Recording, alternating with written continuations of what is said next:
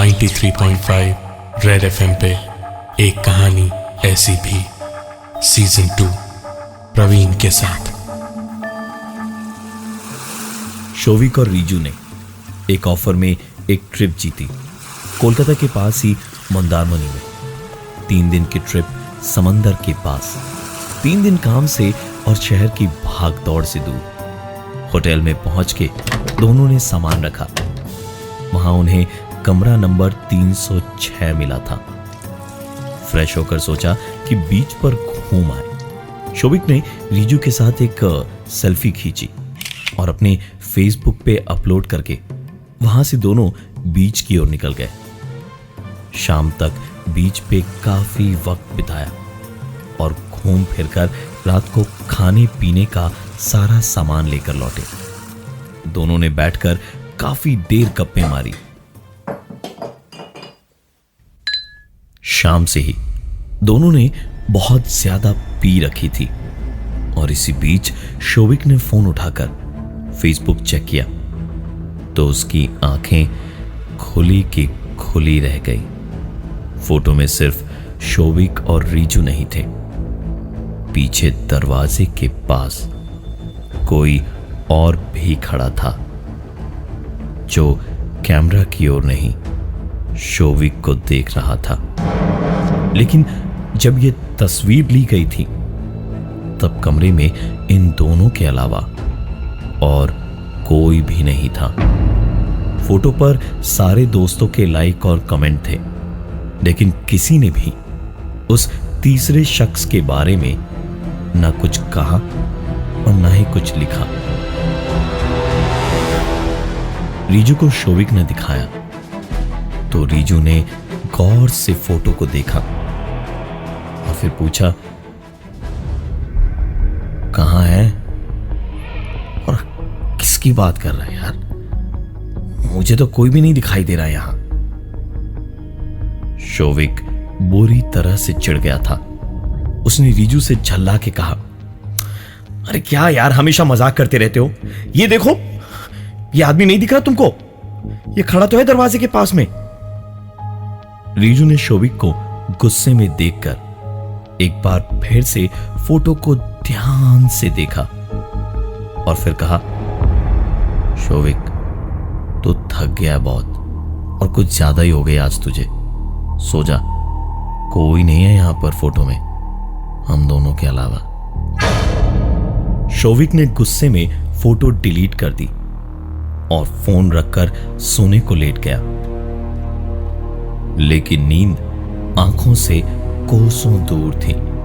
कुछ देर लेटे लेटे ही सोचता रहा और रीजू भी लेटकर सो गया था, लेकिन शोविक को नींद नहीं आई। कुछ देर के बाद उठकर उसने फोन उठाया और गैलरी खोलकर सारी फोटो चेक की तो वहां सिर्फ वही अजीब फोटो नहीं बल्कि और भी कई तस्वीरें थी, जिन्हें देखकर शोविक थोड़ा परेशान हुआ क्योंकि वो सारी बीच पे शोविक और रीजू की फोटोज थी, जबकि फोन तो यहां होटल रूम में रख कर गए थे दोनों। शोविक ने रीजू को जगाया और नींद में आधी बंद आंखों से रीजू ने फोन में फोटोज देखी और शोविक उससे बोलता ही गया कि कुछ तो गड़बड़ है, जो कि रीजू ने कुछ देर तक तो सुना और आखिर में उससे कहा, यार जब हजम नहीं होती तो इतना पीता क्यों है तू? सो जा, बस कर यार, अब सब कुछ वहम है तेरा, सो जा जल्दी। शोविक ने गुस्से में फोन को स्विच ऑफ किया और आंखें बंद करके लेट गया। पर कुछ देर लेटने के बाद ही एक आवाज ने उसकी हल्की हल्की नींद को तोड़ दिया। शोविक ने अंधेरे में ही अपने ऑफ किए हुए फोन को स्विच ऑन किया और ऑन होते ही स्क्रीन पर जो कुछ भी देखा उसने शोविक की हल्की सी वो नींद भी बिल्कुल पूरी तरह से उड़ा दी थी। स्क्रीन पर शोविक और रीजू की सोती हुई एक तस्वीर थी और पीछे खिड़की के पास वही आदमी खड़ा था। 93.5 रेड एफएम पे एक कहानी ऐसी भी सीजन 2 प्रवीण के साथ। शोविक और रीजू मंदारमनी वेकेशन पर गए थे। वहां कमरा नंबर 306 में उनकी खींची हुई फोटो में शोविक को उन दोनों के अलावा कोई तीसरा भी दरवाजे के पास में दिखाई दिया, लेकिन वो तीसरा इंसान रीजू को नहीं दिखा। बस कर यार, अब रीजू ने शोविक को वह मैं तेरा। सोने के लिए कहा सो जा जल्दी। और दोनों सो ही रहे थे कि एक आवाज ने शोविक की नींद उड़ा दी। उसने उठकर अपने फोन को ऑन करके देखा तो उसमें उसकी और रीजू की सोती हुई तस्वीर थी और उस तस्वीर में ठीक पीछे खिड़की पर वही आदमी खड़ा था। शोविक ने रीजू को उठाने के लिए अपने हाथों से उसे ढूंढना शुरू किया, लेकिन रीजू बिस्तर पर था ही नहीं। और ठीक उसी वक्त एक आवाज चेयर टेबल की ओर से आ रही थी। एक झटके में उठकर उसने लाइट जलाई तो देखा रीजू बिस्तर पर नहीं, टेबल पर सर रखे चेयर पे बैठा सो रहा था और उनकी खरीदी हुई बोतल खाली होकर इधर से उधर लुढ़क रही थी। रीजू को शोविक ने जगा के पूछा कि तुम तो बिस्तर पर सो रहे थे, यहां कैसे पहुंचे? तो नशे में खिजे हुए रीजू ने पूछा, दिक्कत क्या है यार शोविक? इतना सुनकर शोविक ने उसे पूरी बात बताई तो रीजू ने कहा, शोविक तू पागल हो गया यार, मैं यहीं पर सोया था, बिस्तर पर मैं गया ही नहीं हूं। जाना मेरे बाप, अब जितनी चढ़ी है ना मुझे उतनी उतार मत, समझा? शोविक भी गुस्से में पैर पटक कर पहले तो लेटने गया, लेकिन फिर उसे कुछ याद आया तो फोन उठाकर उसमें वो बीच वाली फोटोज खोल के सीधा रीजू की आंखों के सामने उसने फोन को रख दिया और कहा, अब बोल, ये देख के बता कि मैं झूठ बोल रहा हूं। रीजू को अब उतना ही बड़ा झटका लगा जितना बड़ा झटका ये सब देखकर शोविक को लगा था। लेकिन वो दोनों हर महीने ही आते रहते थे मंदारमनी, तो शायद कोई पुरानी फोटोज हो ये जो उन्हें याद नहीं आ रही, वरना ऐसे बिना बीच पर गए तस्वीरें कैसे आ सकती थी। दोनों में इस बात को लेकर काफी देर तक बहस हुई और आखिरकार दोनों को नींद आई। अजीब सी खटपट और बहुत सारी ईंटें जैसे जमीन पर घिस घिस के ले जा रहा हो कोई, ऐसी आवाजें देर रात तक आती रही। धीरे धीरे गहरी नींद के बाद आंख खोली तो बदन पे पड़ रही थी तेज धूप। कानों में थी समंदर की लहरों और चिड़ियों की आवाज। आंख खोली तो शोविक और रीजू दोनों बीच पर रेत पर लेटे हुए थे। उठ के कुछ देर तक दोनों इधर उधर देखते रहे और याद करने की कोशिश करते रहे कि वो यहां पहुंचे कैसे। लेकिन जब कुछ याद नहीं आया तो दोनों वापस होटल की तरफ भागे। पहुंच के रिसेप्शन पर पूछा तो रिसेप्शन के जवाब ने उन दोनों को एक नया ही नजारा दिखा दिया। होटल वालों का कहना था कि वो दोनों बीच पर गए तो थे रिसेप्शन पर चाबी देकर, लेकिन रात को वहां से लौटे ही नहीं। रिसेप्शन पर बैठे लड़के ने साफ साफ कह दिया कि अगर यकीन ना हो तो वो सीसीटीवी फुटेज चेक कर ले।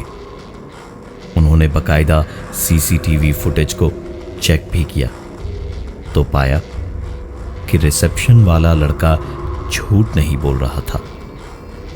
किसी तरह दोनों अपने कमरे में वापस पहुंचे तो एक झटका उन्हें और लगा।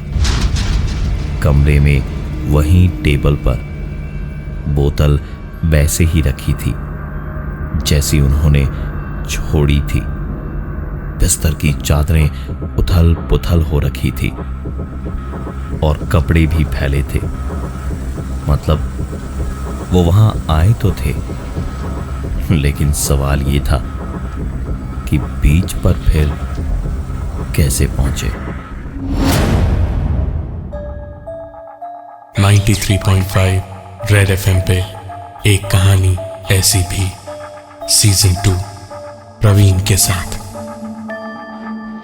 शोविक और रीजू जब एक ट्रिप के लिए कोलकाता से 3 घंटे दूर मंदारमुनि पहुंचे तो उनकी तस्वीर में पहले तो शोविक को कोई तीसरा इंसान दिखा। उसके बाद ऑफ किए हुए फोन पे फोटो खींचने की आवाज हुई। देर रात सोए तो दोनों कमरे में थे, लेकिन जागे बीच पर। इस होटल में अब रहना ठीक नहीं था। दोनों ने अपने सामान को पैक किया और चेकआउट कर गए। कुछ दूर जाकर एक दूसरा होटल मिला जहां चेक इन करने का सोचा, लेकिन रिसेप्शन पर पहुंचते ही दोनों को अपने इस फैसले पर भी शक ही हुआ, क्योंकि रिसेप्शन पर बैठा लड़का बिल्कुल वैसा ही था जैसा पिछले होटल वाला। दोनों की परेशान शक्लें देखते ही शायद वो आदमी समझ गया था और उसने हंसते हुए कहा, अरे सर, परेशान ना होइए, वो मेरा भाई है जो दूसरे होटल में आपको शायद दिखा होगा। हम जुड़वा है ना, इसलिए लोग थोड़ा कंफ्यूज हो जाते हैं। रीजू शोविक से थोड़ा ज्यादा डरा हुआ था इस वक्त। उसने होटल का मेन्यू कार्ड मांगा। मेन्यू कार्ड आते ही ढंग से होटल का नाम चेक किया। जब पूरी तसल्ली हो गई तभी रूम में जाने को तैयार हुआ, लेकिन कहानी तो जैसे अभी शुरू ही हुई थी, वो भी उनके डर की। क्योंकि रूम में घुसते ही दोनों के चेहरे पर डर जैसे नाच रहा था। हलक तुरंत ही प्यास से सूखने लगा।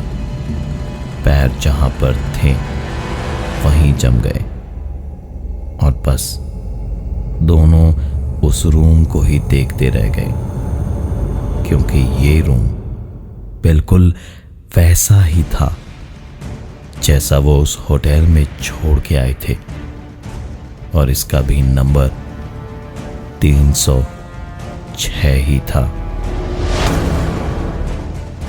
दोनों तुरंत सामान लिए हुए वापस रिसेप्शन पे नीचे भागे और वहां पहुंच के दूसरा रूम मांगने लगे, लेकिन रिसेप्शन वाले ने साफ साफ कह दिया कि दूसरा रूम अगले दिन से पहले नहीं मिल सकता है। दोनों ने सोचा कि शायद कुछ ज्यादा ही परेशान हो रहे हैं वो, इसलिए नहा धोकर सीधे बीच पर निकल पड़े। दोनों चुपचाप ही थे, कहने को कुछ था नहीं, और सवाल जो थे उनके जवाब मिल नहीं पा रहे थे। दोनों टहल ही रहे थे बीच पर, जब देखा कोई आती हुई बड़ी बड़ी लहरों में डूब रहा था।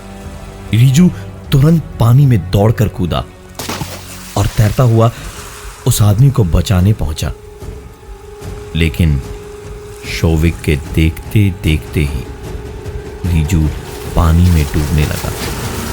शोविक और रीजू दोनों ही बहुत अच्छा तैरना जानते थे।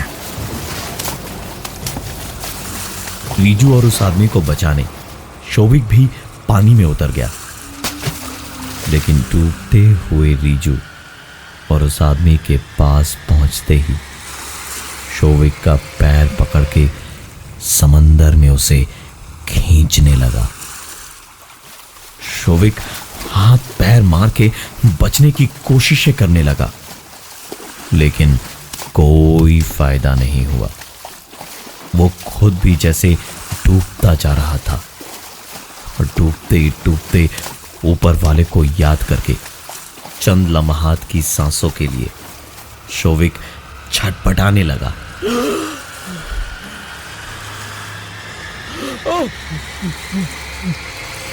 पानी के अंदर ही शोविक और रीजू दोनों ने बिल्कुल साफ साफ सुना, बड़ो साहेब ও বড় সাহেব, ছাড়বো না তোমায়, প্রতিশোধটা নিয়েই ছাড়বো, যেতে দেব না।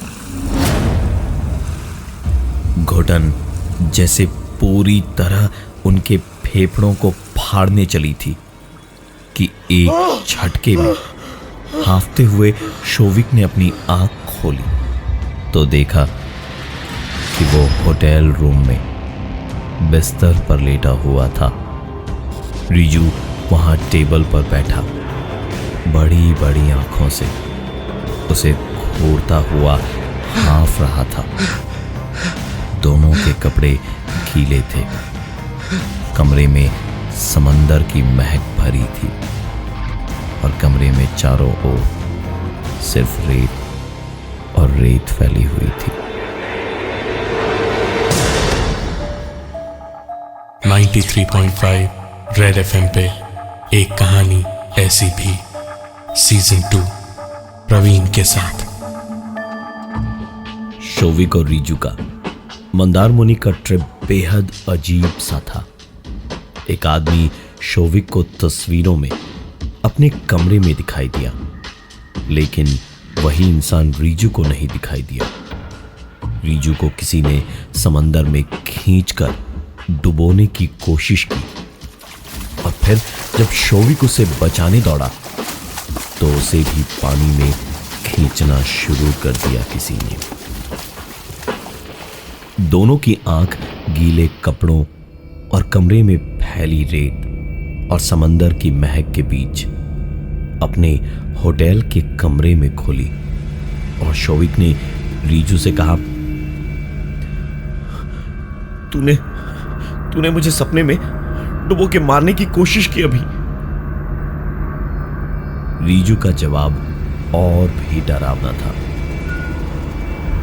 क्योंकि उस आदमी ने मुझे पानी में कहा कि मैंने तुझे नहीं मारा तो वो मुझे मार देगा। दोनों जानते थे कि उन्हें क्या करना है। सामान में सिर्फ कपड़े ही थे। दोनों बैग वगैरह सब भूलकर वहां से तुरंत भागे और भागते भागते जब नीचे होटल के रिसेप्शन पर जाकर उन दोनों की जगह कोई और कमजोर दिल का होता तो शायद वहीं का वहीं हार्ट फेल से मर जाता, क्योंकि ये वही होटल था जहां वो पहले दिन आए थे।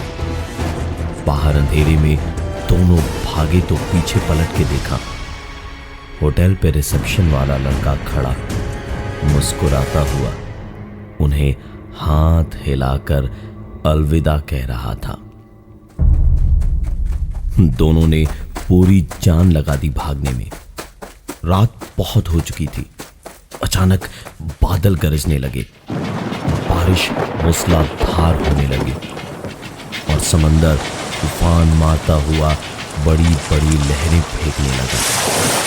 दोनों ने पास ही बनी एक झुग्गी देखी और दौड़ के उसके नीचे छुपने बैठ गए। बैठे बैठे दोनों को वहां ठंड लग रही थी कि तभी पीछे से एक आवाज ने बंगाली में कहा, কি সাহেব, কি হলো? হারিয়ে গেছেন নাকি? उस आदमी का सवाल था कि क्या आप दोनों यहां कहीं खो गए हैं, जिसके जवाब में रीजू ने हकलाते हुए कहा, नहीं नहीं, कुछ नहीं हुआ है, बारिश रुकेगी तो हम यहां से चले जाएंगे। जब रीजू ये कह रहा था तभी एक गाड़ी के आने की आवाज आने लगी थोड़ी दूर से।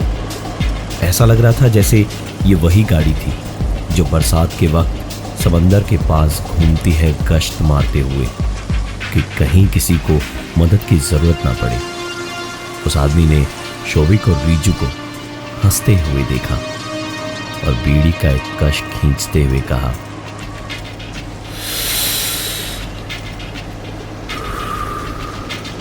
আমিও আমার বউকে বাচ্চাকে এই বলতাম, कुछ नहीं होगा, सब ठीक हो जाएगा। किंतु আমি जानता कुछ नहीं ठीक होगा। गरीब आदमी का आग का पानी पानी नहीं, आग होता है, आग। पूरे मोरबे जल के मरोगे। अपना एक हाथ से अपना बीवी बेटी दोनों को जहर दे के मारा और फिर खुद भी।